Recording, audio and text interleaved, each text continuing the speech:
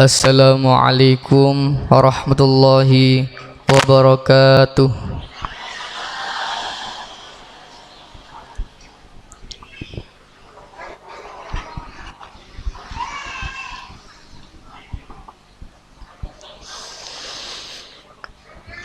A'udzu billahi minasy syaithanir rajim.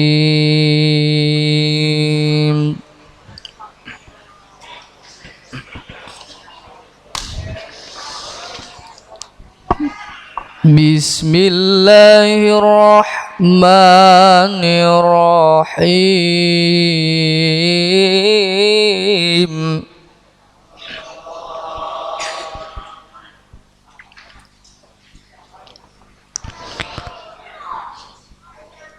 Laqad kana lakum fi rasulillahi uswatun hasanah.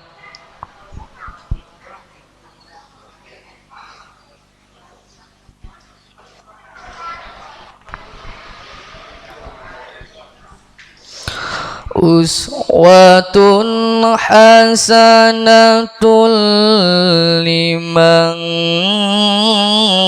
kana yarjullaha wal yawmal akhir.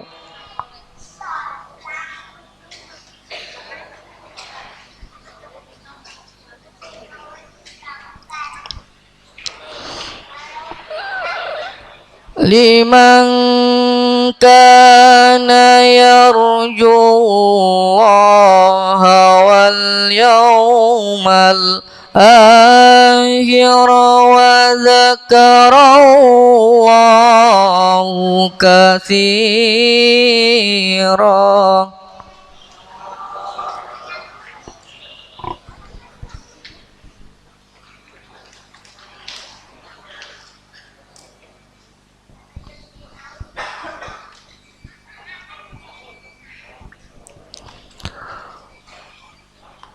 Walamma ra'al mu'minuna al-ahzab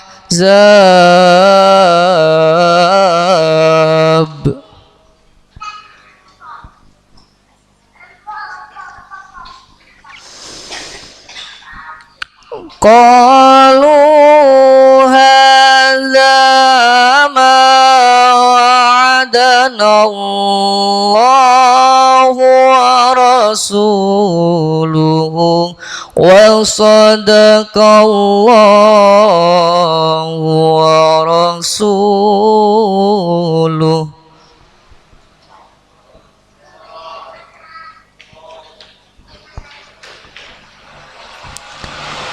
Wa ma zadahum illa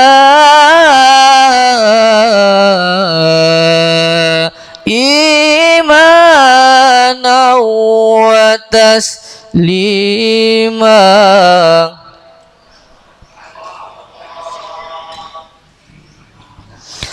Wa ma zadahum illa imana wa taslima.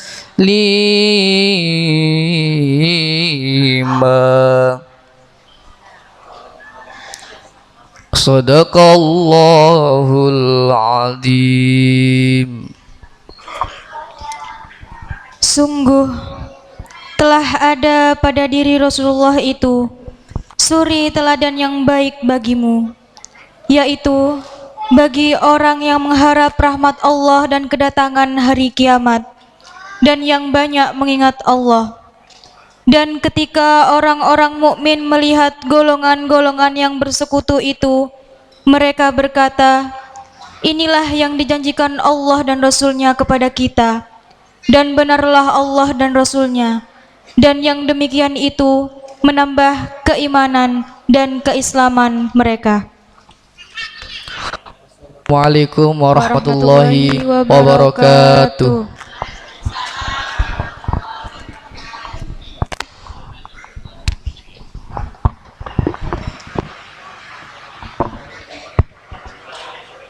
Sadaqallahul azim wa sadaqa rasuluhul karim wa nahnu ala dzalika minasyahidin.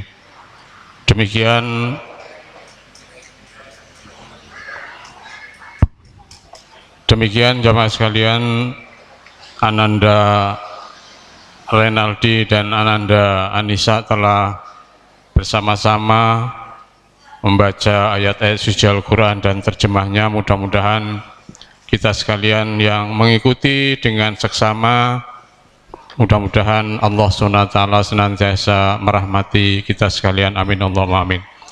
Bapak Ibu jamaah sekalian yang dirahmati Allah, sampailah pada acara inti pagi hari ini, yaitu Mau'izah Hasanah, akan disampaikan oleh Al-Mukarram Bapak Kiai Haji Ahmad Wahyudi SMH dengan mengurai ayat 75 sampai 77 surah At-Taubah. Monggo sarang-sarang kita ikuti. Kepada Bapak Yai disumanggakan. Allahumma sholli ala Muhammad.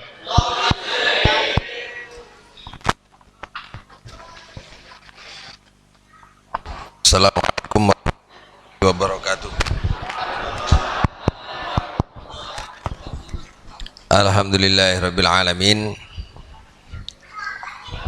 Hamdan li rabbinal azimil jalil, salatan wa salaman li rasulih Muhammadinil hadid dalil wa ala alihi washabi ansalil qanadil. Amma ba'du.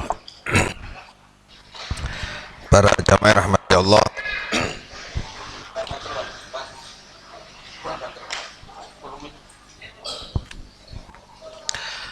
pagi ini kita bisa alhamdulillah diniati untuk Maulid besar Muhammad sallallahu alaihi wasallam.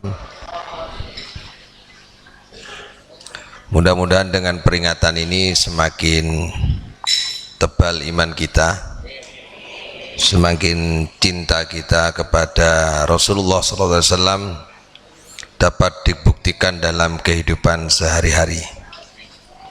Seluruh sikap dan tingkah laku kita berusaha sebisa mungkin, semaksimal mungkin mencontoh keteladanan Nabi. Ada satu ayat di mana ayat ini kalau dicontoh oleh kita mungkin bisa jadi tidak familiar untuk diterapkan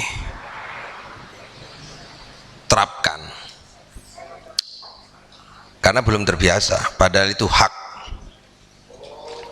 yaitu tidak memberi maaf kepada orang yang munafik, tidak memberi maaf kepada orang yang bakhil. Jadi ada satu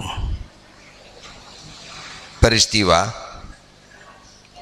yang merupakan bagian dari ayat ini tentang yang dulu adalah sahabat Nabi, namanya adalah Tha'labah.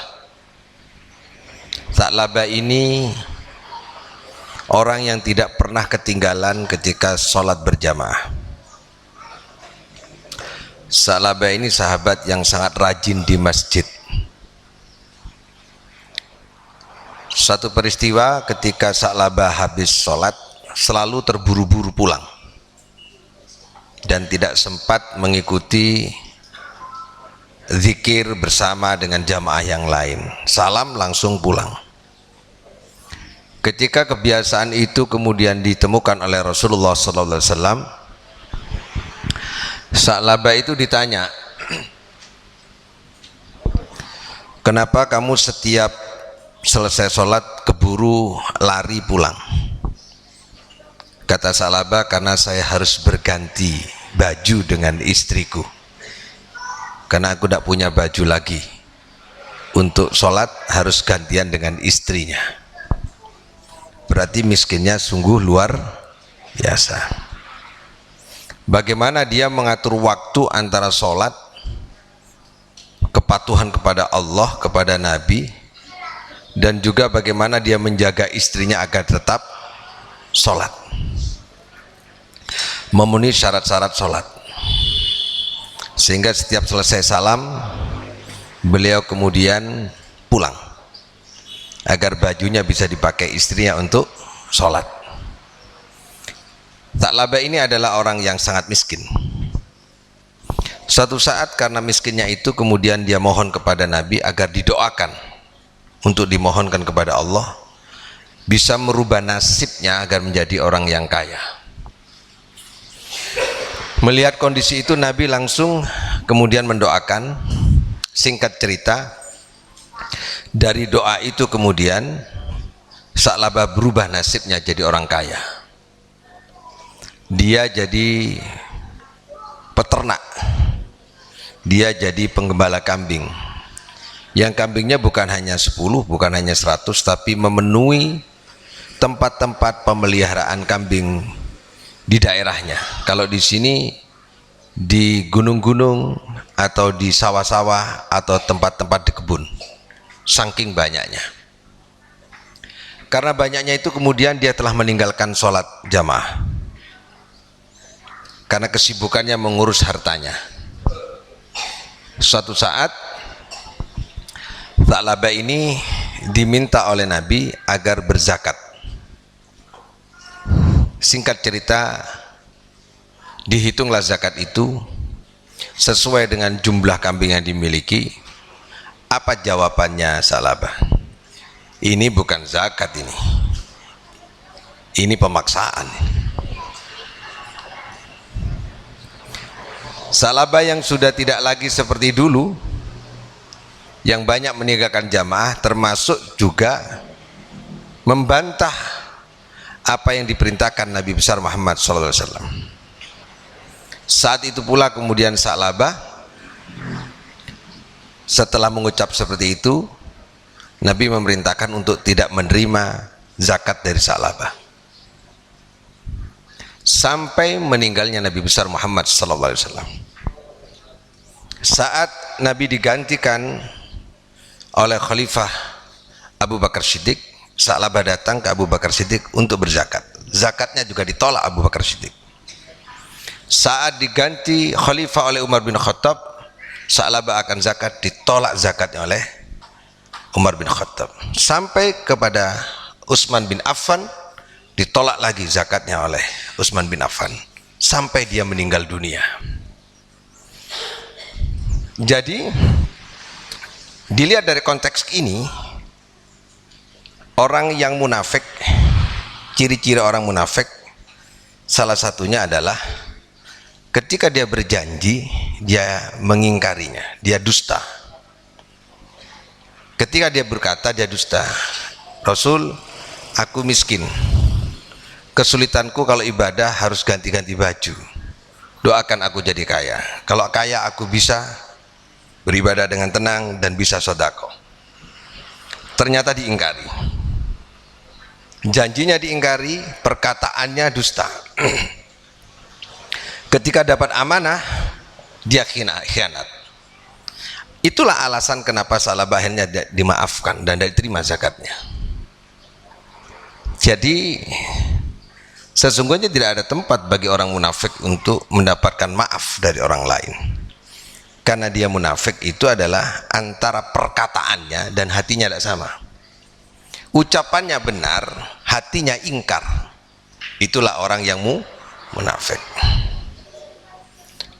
Ayatul munafiki, tanda-tanda orang munafik itu talatun. Jadi ada 3 tanda-tanda orang munafik. Salah satunya adalah haddatsa, idza haddatsa kadzaba. Ketika dia berkata dia dusta. Wa idza wa'ada, ketika dia berjanji, akhlafa, dia ingkar. Wa idza tumina khona, ketika dikasih amanah dia khianat. Itu 3 ciri paling tidak 3 ciri itu. Di antara ciri-ciri yang lain, munafik itu suka bersumpah. Untuk meyakinkan orang lain suka bersumpah. Makanya hati-hati kalau ketemu dengan orang yang suka bersumpah. Nggak ada apa-apa, nggak ada angin, nggak ada hujan, sumpah. Ini hati-hati. Ini ciri-ciri orang yang sumpahnya sumpah palsu. Yang kedua, para jamaah rahmati Allah, ini Tha'labah. Yang kedua ada lagi namanya Abdullah bin Ubay. Nah, ini adalah sahabat Nabi. Dia adalah kalangan Ansor dulu yang ada di Madinah. Dia adalah tokoh di Madinah, tokoh yang sangat luar biasa, sehingga seandainya pilihan pemerintahan, pilihan pemimpin, dia adalah pemimpin yang terpilih, unggul di antara pemimpin-pemimpin yang lain di Madinah. Ketika Nabi Muhammad SAW datang ke Madinah dengan kalangan muhajirin hadir di sana, maka pengaruh Tha'labah itu turun, sehingga nama Nabi itu sangat kuat mendominasi di Madinah. Cemburu dia, cemburu karena posisinya, popularitasnya, nama baiknya, pengakuan publik bergeser kepada Nabi besar Muhammad sallallahu alaihi wasallam. Kemudian dia tetap mengikuti Nabi dan dia Islam. Tapi di balik itu dia selalu menghasut dan memprovokasi. Ini para jamaah rahmat Allah. Dia berkata baik dan seolah-olah benar dan membenarkan apa yang dikatakan oleh Nabi, tapi hatinya ingkar. Itulah Abdullah bin Ubay. Sampai kemudian dia meninggal dunia. Ini ada di surat At-Taubah semua. Ketika dia meninggal dunia, ada pernyataan. Surat Taubah ayat 84. Yang menyatakan adalah wala tusalli ala ahadim minhum. Jangan kau solati dia. Jadi ketika meninggal dunia tidak boleh disolati itu orang kayak gitu. Orang munafik itu, orang khianat itu nggak boleh disolati. Ini. Ada lagi peristiwa yang ketiga, ketika berdirinya Masjid Diror. Masjid Diror ini dibangun oleh 12 orang munafik, yang kemudian Nabi memerintahkan untuk dibakar masjid itu. Dan kemudian Nabi juga memerintahkan, karena turun wahyu, la takum fihi abadan, jangan sholat, jangan masuk, jangan berada kamu di masjid itu selamanya. Jadi betapa munafik ini sangat berbahaya. Hancurnya keadaan ini karena kalangan munafik, ucapannya dan hatinya tidak sama. Ini antara ancaman dan ini antara ciri-ciri orang-orang munafik. Hati-hati, jangan jadi orang yang munafik. Ciri-ciri selanjutnya munafik adalah idza qamu ila sholati qamu kusala. Ketika sholat dia malas sholatnya. Hati-hati ini. Apakah termasuk ndisikno turu terus lali sholat itu termasuk malas? Yang ngukumin jenengan. Pokoknya kalau malas sholatnya berarti ciri-ciri orang munafik. Kita diberi oksigen oleh Allah, bisa bernafas tanpa membayar. Kita bisa melihat alam jagat raya ini tidak dipungut biaya oleh Allah Subhanahu wa taala. Kita bisa mendengar juga tidak ada biayanya. Kita bisa berlari-lari, bisa jogging, bisa naik sepeda, bisa naik mobil. Di buminya Allah ini tidak dipungut biaya apapun. Lalu bagaimana kemudian kita hanya menghadap Allah 5-10 menit kita malas? Itu berarti ingkar hatinya kepada Allah Subhanahu wa taala atas nikmat-nikmat yang diberikan oleh Allah Subhanahu wa taala.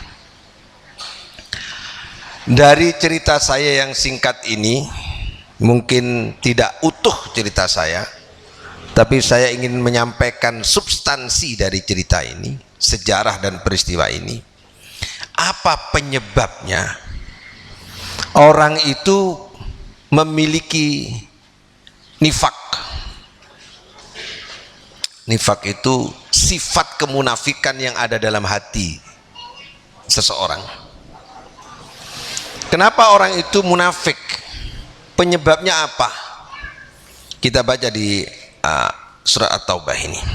Wa minhum man ahadallaha la in atana min fadlihi lanasaddaqanna wa lanakunanna minas solihin. Wa minhum, dari sebagian mereka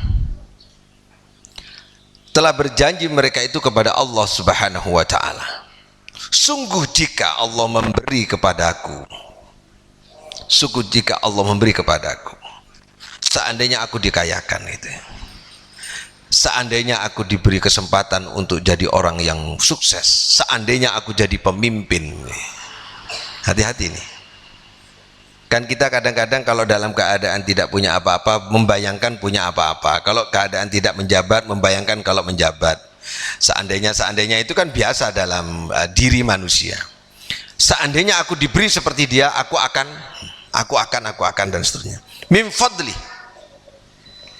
dia mengakui bahwa ini adalah min fadli, dari karunia Allah Subhanahu wa ta'ala, kekuasaan dari Allah Subhanahu wa ta'ala, rezeki dari Allah Subhanahu wa ta'ala, umur panjang dari Allah Subhanahu wa ta'ala, kita sehat dari Allah Subhanahu wa ta'ala. Dia berjanji, lana saddaqanna, sungguh kami akan bersedekah, sungguh aku akan mensedekahkan hartaku di jalan Allah, sungguh aku akan mensedekahkan apa yang aku miliki, apa yang aku janjikan ini. Aku perhatikan orang lain, aku perjuangkan agamaku dan seterusnya. Walanakunanna minas solihin, dan sungguh aku berjanji akan jadi orang yang soleh. Ini perjanjian orang-orang yang ketika berdoa tidak punya apa-apa. Ya Allah, kula lek saged bayar utang niku saged eco ya Allah, anak kula saged ngaji ya Allah, ngeten iki lek aku tangi kadang ngaji mboten saged ya Allah ngoten. Hati-hati. Janji itu harus ditepati. Kalau enggak ditepati itu munafik. Ketika dia meminta kepada Allah kemudian dikabulkan oleh Allah, falamma atahum min fadlihi, tatkala Allah memberi kepada orang yang meminta tadi itu atas karunia Allah Subhanahu wa ta'ala, bakhilu bihi, dia kemudian bakhil. Awas, bakhil. Tak ulangi, bakhil itu medit, bakhil itu putra wali, bakhil itu kapsul pecah, bakhil itu pahit. Saking pahite dicontohno kali mubalek niku, ana wong dipangan macan dilepeh meneh mergo pahit. Saking medite, macan gak gelem.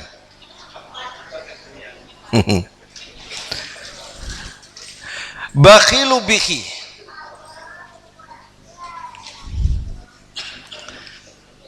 awas, ketika diberi dia bakhil, duwe rezeki dia bakhil. Tiang sedekah niku abot, ayo dipraktekno lek gak percaya. Jenengan gak ada yatra, gak duwe duit blas iki misale, duwe duit 500 wis aja kakean 500 100. Jenengan mboten gak ada duit, gak duwe duit blas, terus ana wong njaluk butuh 100.000, sampeyan ajeng ngekekno mesti ngomong ini, lah iki lek tak kekno aku teko ndi? Nggih napa mboten? Iya apa tidak? Lah awakmu butuh, aku ya butuh. Kalau aku membantu kamu terus aku, coba ini ditarik ke kalimat tauhid. Allah membuat langit dan bumi ini tidak ada lelahnya, nggak berat. Bukan hanya membuat, memelihara langit bumi ini tidak berat.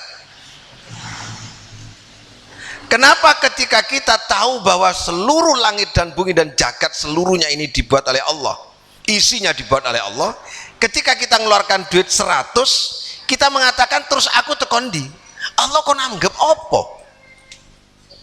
Masa Allah tidak bisa memberi kepada orang yang mengeluarkan hartanya 100 dan kehilangan duit nggak diganti oleh Allah Subhanahu wa taala? Yakin apa mboten? Coba saat ini dirubah. Saat ini dirubah, cara mikirnya dirubah. Iki ana wong butuh tak kei. Allah mesti ngekei aku. Allah sugih. Ya napa ngoten? Saged. Saged. Lho kok gak kompak iki? Saged. Tenan. Ayo. Iki utangi tanah karek 300. Ayo sapa sing ati nyelesekno? Utangi tanah masjid lho kurang 300. Sapa sing ati nyelesekno? Ayo. Wani sampean gelang kalungnya didol kuwabe sampe entek terus engko Allah sing ganteni wani?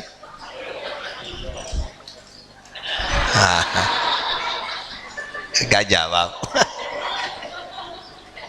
Mboten niki contoh tok kula.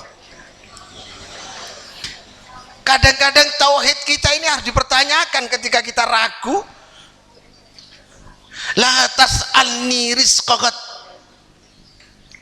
Jangan kamu tanya rezekimu besok. Ketika kamu tanya rezekimu besok, sesungguhnya kamu nggak percaya sama aku bahwa aku ini kaya. Kata Allah Subhanahu wa taala, wa khazaini mal'anatun. Lumbung-lumbung kekayaanku tidak ada pernah habis. Wa khazaini la tanfadu abadan. Lumbung-lumbung kekayaanku tidak akan pernah surut sedikit pun selamanya.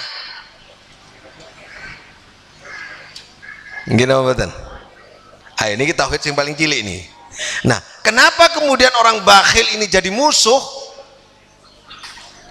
Sampai-sampai tidak dimaafkan oleh Nabi, tidak dimaafkan oleh Umar bin Khattab, Abu Bakar Siddiq sampai Utsman bin Affan. Kenapa tidak dimaafkan?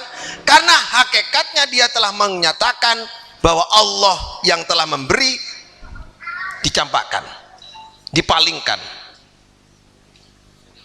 didustai, bahwa itu dari Allah sesungguhnya. Bahwa orang bakhil itu sesungguhnya merontokkan seluruh pikiran-pikiran tauhid. Orang yang ragu kepada Allah dan orang yang bakhil menganggap Allah tidak bisa mengganti apabila kita memberi. Coba kalau tanya, ini jangan terpengaruh, hanya contoh ya, jangan terpengaruh. Jenengan pulang terus jangan terus kemudian sedekah bareng-bareng jariah ngelunas ini gimpun. Ini cuma contoh. Ayo, ini masjidnya siapa? Masjid apa namanya? Masjidnya Allah? Coba saya tanya, ini masjidnya siapa? Kalau masjid miliknya siapa? Jawab yang keras. Kalau masjid miliknya siapa? Tak ulangi. Kalau masjid miliknya siapa? Rumahnya Allah. Innama ya'muru masajidallah. Ya dah? Jelas ge? Jelas ge? Kalau saya dan jenengan membangun masjidnya Allah, miliknya Allah, memelihara masjidnya Allah, sementara Allah pemilik seluruh jagat raya ini, kira-kira uang yang kita berikan kepada masjid ini diganti nggak oleh Allah? Kenapa kita kok ragu? Itu taruhannya tauhid. Itu yang nggak bisa dimaafkan. Itu yang berbahaya. Itu yang berbahaya. Sangat berbahaya bagi keselamatan tauhid kita kepada Allah Subhanahu wa taala. Wa tawallau, kemudian dia berpaling, kamu berpaling, nggak mengakui kalau ini dari min fadlihi, kalau ini dari Allah Subhanahu wa taala. Wis bakhil gak ngakoni lek teko Allah. Oh iki hasil penggaweanku kok. Harta ini keringat saya, kerja saya, usaha saya. Ini watawallau, berpaling dari nikmat dari Allah, sehingga lek mlebu rumah makan bareng kancane iku engko lek wis mari alasan nguyuh ben dibayar kancane. Ngoten. Lek duwe rokok disingitno dirokoke di rokok kancane. Lek tuku-tuku angge dhuwit musik engko tak ganteni, padahal medit. Wa hum mu'ridun. Dia membelakangi, mengo, melengos. Saya begini ini karena saya berusaha. Saya ini karena cerdas, saya ini karena pinter, maka saya punya. Dia berpaling dari Allah, terus kemudian membelakangi. Membelakangi artinya mungkur, meninggalkan apa yang mendaji karunia dari Allah Subhanahu wa ta'ala. Hati-hati para jamaah, hati-hati. Ada bahayanya ini, luar biasa bahayanya. Ayat selanjutnya, fa'aqabahum nifaqan. Ini bahayanya di sini. Fa'aqabahum nifaqan. Allah menanamkan, Allah memunculkan, nukulaken, nukulno, menukulkan, menumbuhkan apa? Nifaqan, sifat kemunafikan fi qulubihim, di dalam hati mereka. Orang yang bakhil itu akan tumbuh di dalam hatinya sifat-sifat munafik. Sampeyan tingali wong bakhil alasane wakeh, bendina ngarang alasan. Awas, hati-hati. Orang bakhil itu akan tumbuh kemunafikan dalam hatinya. Apa ya wong iku kok omonge mbek atine gak padha, omonge mbek tingkah lakune gak padha. Tanda-tanda orang munafik. Kenapa ya kok munafik? Ciri-cirinya orang bakhil. Saya ulang cerita yang tadi itu, Bu. Cerita yang tadi saya sampaikan tadi tentang Sa'labah, tentang Abdullah bin Ubay tadi itu kemudian kita ambil kuncinya. Dia punya sifat kemunafikan, sikapnya orang munafik. Kenapa dia munafik? Karena dia bakhil dan berpaling dari nikmat Allah Subhanahu wa ta'ala. Awas, hati-hati. Sampai kapan kemunafikan itu akan melekat pada hatinya orang itu, dan bisakah dia sembuh?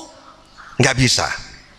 Ila yaumi yalqaunahu, ila yaumil qiyamah, sampai hari kiamat. Wis ndandani atine wong munafik ora iso diceramai yo gak iso. Cara ndelok ayat iki wis putus asa wae dhewe. Lek munafik ku ceket saklah asih. Makane wong bakhil kokon loman itu wangil. Tak ulangi ya. Wong bakhil kengken loman niku wangil. Angel pokoke angel. Sampeyan titeni pun, aja ninteni kancane, ninteni awake dhewe. Medit iku obate ora ana kecuali mati. Obate medit gak ana. Tekakno nang pengajian. Kumpulno wis wong maca Quran sing khatam kabeh. Gak iso waras. Penyembuhnya apa? Selain mati, penyembuhnya harus merubah diri bahwa ini rezeki dari Allah, aku sedekahkan di jalan Allah, baru sembuh. Lek sik bahil gak iso, mesti munafik.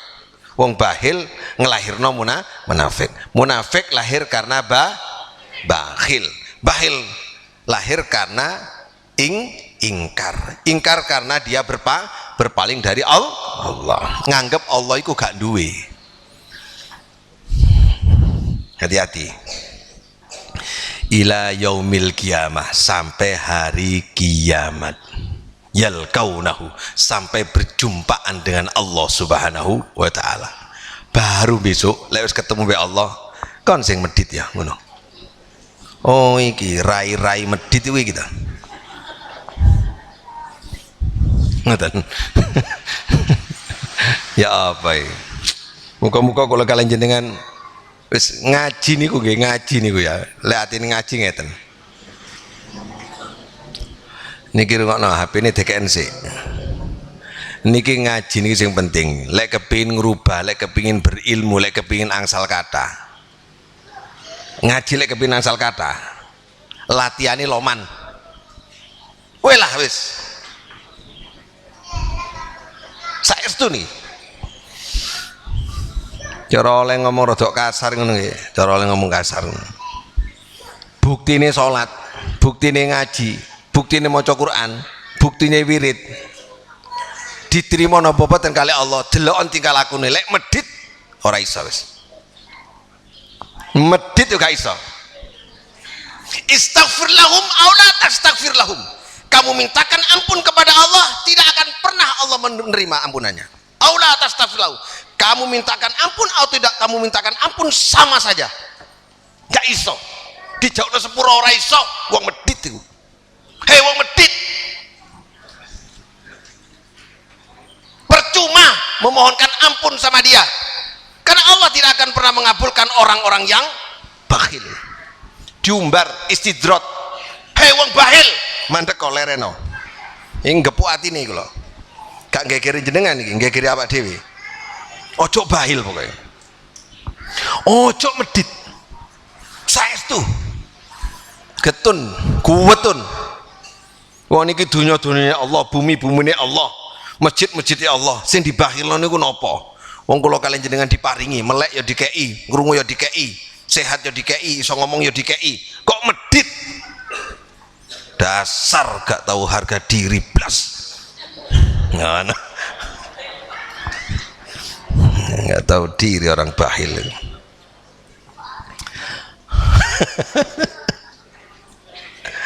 Ojo medit. Wis lah. Tur ojo koncoan wong medit. Saking pentingnya pesan moral ini sampai mulai Nabi Muhammad sampai kepada Utsman bin Affan, Sa'labah itu zakatnya nggak diterima, nggak diterima zakatnya. Ini bentuk hukuman kepada orang-orang bakhil, wong sing medit. No. Santri-santri aja medit. Kula latih wingi. Kula latih, enten sing kula tanglet. Kon ndek pira? 40 bi. Sapa kon ndek pira? 100. Ayo kena kancane. Kon ojo nyekel duit, coba perasaanmu ya apa nang Allah. Lek perasaan aku mangan apa, berarti tauhid hancur. Tak latih ngoten. Kula dilatih kali guru kula, ngapunten Pak iki. Ndak cerita waktu kula ngaji. Kula ini kan dianggap gak tau mondok. Saiki aku tak ngomong. Kula mondok 4 tahun setengah. Teng Kiai Badri Maskur. Setiap kali saya itu dapat uang dari abah saya tahun 88, dikasih uang 350.000. Tahun itu tahun 88 350.000. Sama Abah Badri dipanggil. Yut kene. Duitmu piro? 350. Tokno kabeh, kekno anak yatim. Iku sekolah anak yatim. 350.000 niku kalau sakniki sami kali 3,5 juta. Kira-kira ngoten nggih. Gantian Krismon. 300.000. 350.000. Terus kula ya napa, Pak? Kono aja mikir. Kon lek mangan njaluk kancamu. Dilatih kurang lebih 4 tahun setengah saya seperti itu. Agar saya mengeluarkan uang, agar saya tidak pegang uang, dan agar saya meminta-minta kepada teman-teman saya. Hak itu terjadi. Itu yang saya alami. Itu latihan saya dulu. Saya sebenarnya ingin menyampaikan ini karena ingin memberikan contoh sama santri saya. Saya punya sepeda motor. Waktu itu namanya Supra. Supra kalau nggak salah. Sepeda Honda itu. Kalau lek sekolahan apa-apa? Betul sepeda apa? Rahmat iku mlaku. Rahmat tumpakno sepeda, kon sing mlaku. Lho saestu. Ini betul, saya ngaji seperti itu. Saya mau menikah. Bakula jenenge nikah. Ini calonmu niki. Gak usah. calonmu kayak no koncomu, kon sing lamar, kon sing nikahno, kula lampahi. Oh santri saiki ngono, sido gak nyantri. Lah ini saya dan saya rasakan hasilnya sekarang. Ternyata Aba Badri dulu ngelatih saya untuk bersandar. Ya apa perasaane lek kehilangan donyane, ya apa perasaane? Ya apa lek nikmati dinikmati wong lain, ya apa perasaane? Ternyata betul kehilangan Allah. Nah, aku kon mlaku terus ya apa ya? Kok enak kono. Lah iya. Lah aku terus ya apa? Tidak 1 tahun, tidak 2 tahun, sampai lulus kuliah saya dihajar seperti itulah oleh Yai Badri. Itu nyata, itu kehidupan saya selama 4 tahun setengah. Saya ngaji bukan ngaji kitab, ngaji fakta. Karena Kiai Badri bilang, kon lek ngaji kitab tok ketatap-tatap, ngaji laku ya, ngaji laku baru ngaji kitab belakangan. Itu para jemaah. Jadi harus dilatih. Coba sampean latih. Ayo gak percaya, sampean duit piro Bu? Coba teng griya gak ada yatra piro tabungan. Umpama nih, jenengan gak ada yatra pinten? Teng griya 10 juta? Mboten gak ada 5 juta? Coba dintekno kene masjid. Ya apa perasaane jenengan? Ayo coba. Engko ya apa perasaane? Lho terus aku tekon ndi? Dikira Allah gak ngekei no? Niki latihan, lek gelem, lek gak gelem aja. Nah, ini latihan. Saya juga belum bisa, saya juga latihan.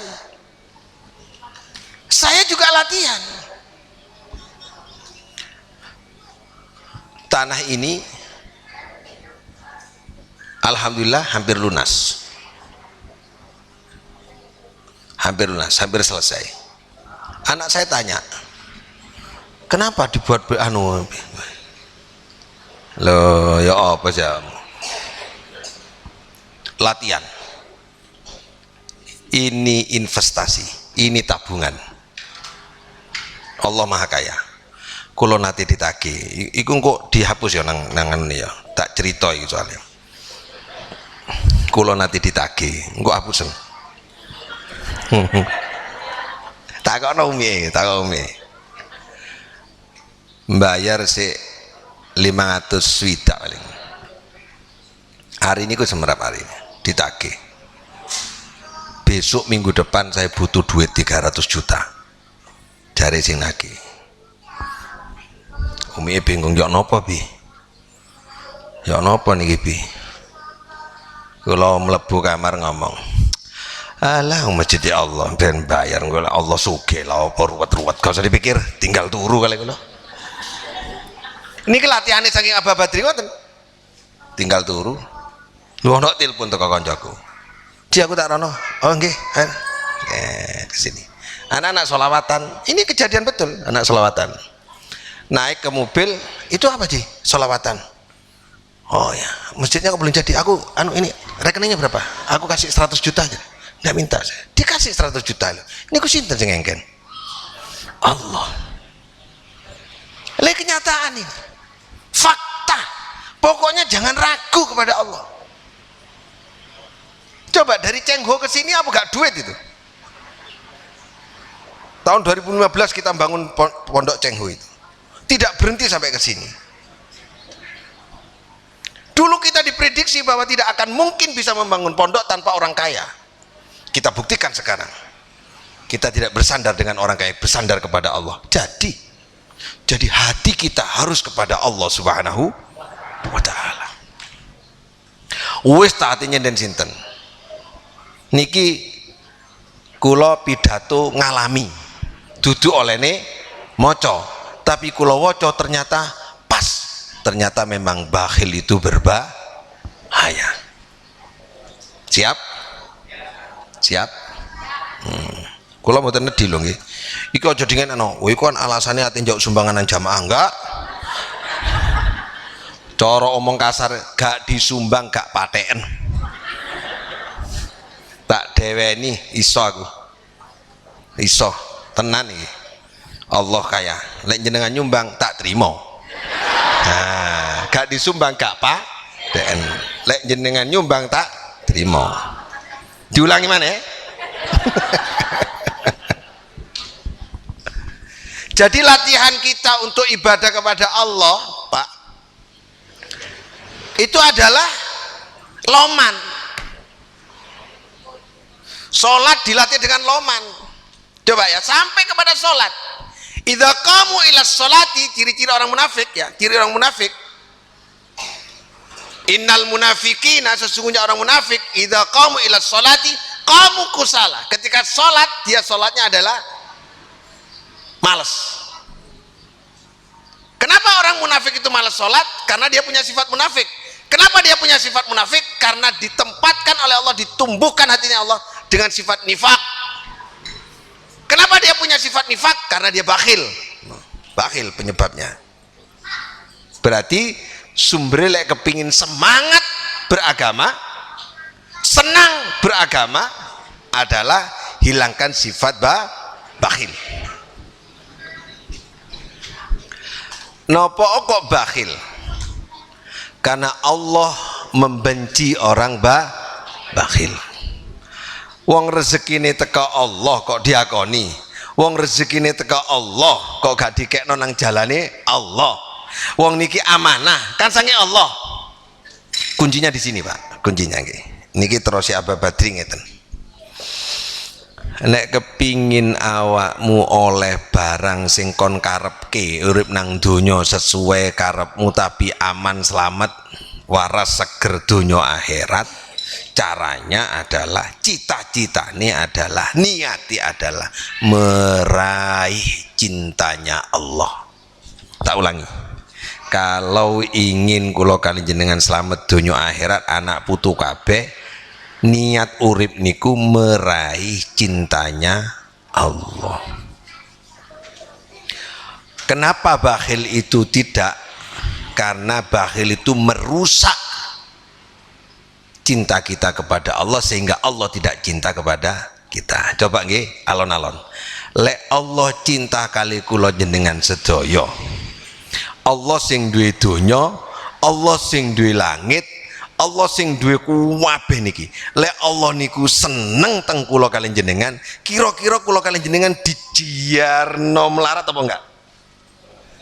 Dijiarno susah apa enggak ten? Dibiarkan sengsara enggak kira-kira? Kalau Allah cinta. Kalau Allah cinta. Jadi kata kunci beragama adalah meraih cintanya Allah. Diniati ngoten mawon. Aku teko pengajian gak duwe niat apa-apa, ingin mendapat cinta Allah. Minimal lek mboten ngeten ben gak ketok sombong. Belajar golek senenge Allah. Belajar ndp teng Allah. Belajar nyedek teng Allah. Jenengan lenggah ngeten iki diniati mulutan. Apa kok mulutan? Wis ojo digawe hukum-hukum. Ono dalile apa enggak? Gak ono dalile wis gak usah iku. Ben gak ono bid'ah barang itu. Belajar seneng kali kelahirane Kanjeng Nabi. Belajar seneng kali Kanjeng Nabi. Diniati seneng kali Kanjeng Nabi. Diniati seneng teng Allah. Allah seneng wong sing nuntut ilmu. Kula kalian jenengan belajar nuntut ilmu. Nggih. Allah seneng kula kalian jenengan maca selawat. Kula kalian jenengan maca salat. Allah seneng tiang sing salat, kula kalian jenengan salat. Apa sing disenengi Allah, kula kalian jenengan lampahi. Beres kabeh. Tenang pun urip niku, aman kabeh wis. Nyoto nih, tapi angel iki.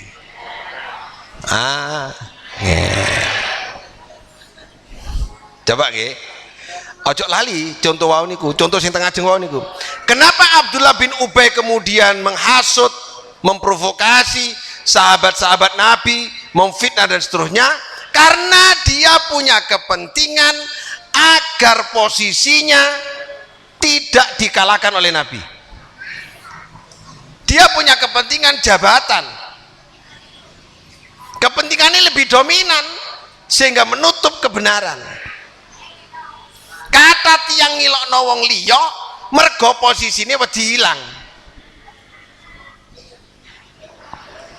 Enten apa mboten? Kata tiang menghasut usaha orang lain karena takut usahanya jatuh, karena dia cemburu dengan usaha orang lain, disebut sentimen karena punya kepentingan. Nah ini bahaya. Bima akhlafullah, dia mengingkari apa yang telah diberikan oleh Allah Subhanahu wa taala. Ma wa'aduhu, dan apa-apa yang dijanjikan kepada Allah Subhanahu wa taala. Wa bima kanu yakdzibun, dan dia berdusta kepada Allah Subhanahu wa taala. Jadi ngaji niki Pak, sing kunci niku sakjane golek senenge Allah. Niku kunci wis. Kunci nih wis. Sing lain gampang. Belajar fikih, belajar hukum wajib sunnah, niku gampang lek dasari seneng golek senenge Allah. Enten tiang niku duduk golek senenge Allah, langsung belajar hukum, akhirnya kancane dihukumi. Hati-hati. Apa kemudian kesimpulannya? Nah, kesimpulannya apa nggih? Niki. Hapunten alon-alon niki, langsung dipraktekkan. Wong apik, wong bener, wong ahli ibadah rusak mergo dirusak oleh kebakilan. Rusak mergo dirusak oleh kebakilan.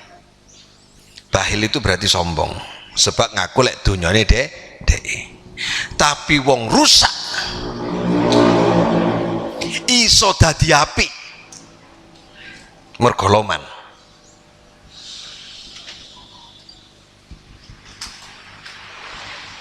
Imut ceritane kathah cerita-cerita teng kitab niku enten cerita ada seorang wali yang kalau berjalan mendung menemani. Nggih. Ana wong ahli maksiat, enten tiang ahli maksiat.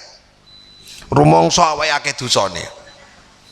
Ndelok wong ahli ibadah itu ningali tiang wajahe ahli ibadah niku bersinar dan bercahaya. Seneng deh ningali tiang. Ya Allah, senenge wong kok alus kaya ngene, wong kok lembut kaya ngene, wong karya apik kaya ngene, senenge ya. Sementara aku kaya ngene. Nyedek deh. Nyedek. Waktu melampah ngancani melampah. Nah, wong sing alim, sing ahli ibadah di perasaan ini. Wong iki lah pembarengi aku, kelakuane kaya ngono kok mbarengi aku. Terus nggak ada duit, nggak ada penggalih gengsi. Iki lah promo cora ya, kancane aku iki lah opo. Jagongan itu gak enak, wedi gengsinya turun. Dilihat orang takut, karena orang yang ada di sekitarnya adalah orang gembel-gembel yang gak bagus-bagus. Duwe perasaan gengsi. Apa kata Allah Subhanahu wa taala dalam kitab itu? Maka tempatkan hatinya dia yang suci, yang bersih itu, pindahkan ke hatinya orang yang penuh dengan maksiat itu. Ganti isi hatinya orang yang pindah ke sini. Apa yang terjadi? Yang mulia di hadapan Allah adalah orang yang jelek tadi yang senang kepada orang yang baik, yang senang kepada kebaikan, jadi orang baik. Sementara orang baik yang kemudian mencibir kejelekan orang lain, derajatnya jatuh di hadapan Allah Subhanahu wa taala. Siapa temannya Nabi Musa itu? Masih ingat? Temannya Nabi Musa yang ahli doa? Bal'am bin Ba'ura. Kalau berdoa, Bal'am itu langsung dikabulkan. Suatu saat mengatakan begini, dia ulama besar. Tak pikir-pikir lah apa aku ngemelok Nabi Musa, aku luwi alim ya. Tak pikir-pikir aku lah apa ngemelok Nabi Musa. Lah apa aku melok Nabi Musa? Oh, Nabi Musa ikut donga gak langsung diterima, sing diterima aku ya. Ya, pikir-pikir aku sing luyano. Saat itu kewaliannya dicabut oleh Allah Subhanahu wa taala. Maka jangan memandang rendah orang yang melakukan kesalahan. Bisa jadi dia punya hati ingin berbuat baik tapi belum dapat jalan. Ketika kita mencibir kepada mereka, bisa jadi kita yang dijatuhkan oleh Allah Subhanahu wa taala. Intinya jangan mengambil posisi dan hak Allah. Hidayah itu haknya Allah. Dadul enten tiang sing gurung nglakoni ibadah gak usah dielokno, mungkin gurung oleh hidayah. Raih cintanya Allah. Insya Allah kula kalian jenengan saged dados tiang sing sae. Rata-rata orang yang bangun masjid itu, yang punya semangat bangun masjid, orang nggak punya dicetak ngono koyoke. Nah, ben wong sugih iku nulungi. Ben wong sugih kalau nulungi terus mbek nyelatu, nah iku sing bahaya. Mugi-mugi kula kalian jenengan mboten seneng nyelatu wong. Iya. Ngoten nggih? Bapak Ibu yang saya hormati, apa kaitannya kesimpulannya dengan Maulid Nabi besar Muhammad sallallahu alaihi wasallam? Al-Qur'an itu adalah akhlak Nabi. Jadi kita ini bermaulid berarti harus membuka peristiwa, hidup, sejarah, ucapan, sikap, tingkah laku, keseharian Nabi Muhammad sallallahu alaihi karena khuluquhul Qur'an. Nabi Muhammad sallallahu alaihi wasallam akhlaknya adalah Al-Qur'an. Apa yang saya sampaikan mudah-mudahan menjadi bagian ikhtiar kita untuk memperbaiki diri, mencontoh Nabi besar Muhammad sallallahu alaihi wasallam. Ayat yang dibaca tadi, laqad kana lakum fi rasulillahi uswatun hasanah. Coba kita resapi. Setelah itu kita tutup pengajian ini. Laqad kana lakum, teman-teman, pada diri Rasulullah sallallahu alaihi wasallam itu ada uswatun hasanah. Pada diri Rasulullah ada uswatun hasanah. Uswatun hasanah itu ada pada diri Rasulullah. Contoh yang patut dicontoh itu hanya ada pada Kanjeng Nabi Muhammad sallallahu alaihi. Siapa yang bisa mencontoh? 3. Perhatikan baik-baik. Lanjutan ayat. Liman kana yarjullah. 2. Wal yaumal akhirah. 3. Wa dzakarallaha katsira. 3 ya. 1. Liman kana kadwe wong kana kang ana sapa man yarjullah kang ngarep-ngarep ridhone Allah.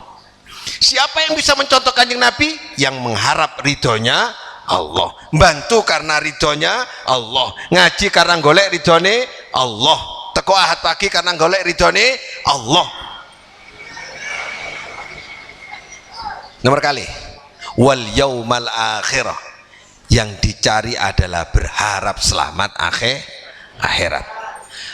Kalau orientasinya hanya berhenti di jabatan, kalau orientasinya hanya berhenti di kekuasaan dan kekayaan, maka dia tidak lanjut ke akhirat, nggak bisa mencontoh Nabi besar Muhammad sallallahu alaihi wasallam. Yang ketiga, wa dzakarallaha katsira, banyak berzikir kepada Allah Subhanahu wa taala. Mari kita rubah sikap kita sehari-hari. Ojo kakean dihitung duwe. Lek ini goro-goro ini terus apa badri nih, terus apa badri. Saat ini kan enten wiritan kayak cetekan dan enten tasbih ngoten nggih. Guyonane kayak apa badri. Wirit ae dihitung apa meneh dhuwit. Lu muji Allah kon hitung apa maneh dhuwit. Cetek oleh 500. Iki wiritan Allah dihitung, dibatasi. Landanio terus duit. Pingin mulai melaksanakan, ayo nanti ibu-ibu ngajak tiang 5 nyang nang warung, sampean bayari ojo dihitung. Piro Pak ya? Nah, ojo dihitung. Kau takon entek piro, ora usah ngono. Ya, ini praktek saya dengan istri saya. Nih kalau mlebu warung bayari konco, ojo dihitung, bayaran tek. Aku aja dituduhin tak piro. Saya tidak pernah tahu habisnya dapur itu berapa, tidak pernah tahu. Tidak boleh, saya larang. Laporan sama saya larang. Iku garing ngeluh.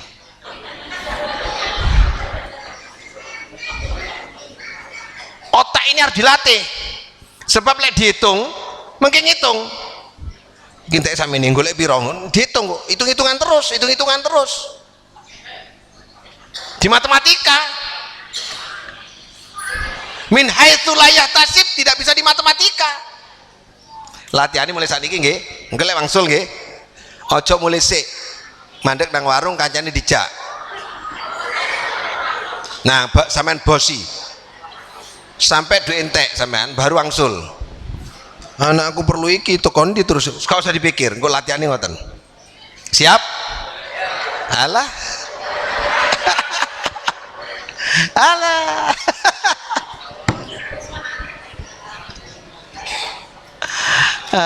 Kalau ingin latihan ke Excelso, kalau ingin latihan ngajak orang 5 lantai 1 juta, ke Excelso.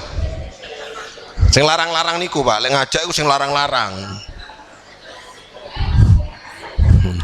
Sing sekali nggowo dhuwit 2 juta langsung tek ngoten niku. Latihane ya. Lukman kok dilatih lho ya, dites. Duit dikuras kayak no fakir miskin, ya apa perasaanmu? Nah, lek perasaanmu itu tetap aku nyenden Allah top ya, Mas. Terus sesuk kok gak ada duit, terus gak dirasakno, iku berarti sip pisan ngaji nih. Purun latihan? Saestu? Nah, nggih pun, monggo pun. Santri ya. Santri lainnya latihannya gitu ya. Kalau ada temannya belum dapat kiriman, belum makan, bayar. Terus gitu. Ya. Kasih latihan loman. Enggak sing lainnya enteng, sholat enteng, ngaji enteng, kabeh enteng, pokok loman dhisik. Saya kira demikian yang dapat kami sampaikan. Luk, sing gak penting dihapus luk. Soalnya anak guyonan di bareng mau. Wallahu muwaffiq ila muthariq. Assalamualaikum warahmatullahi wabarakatuh.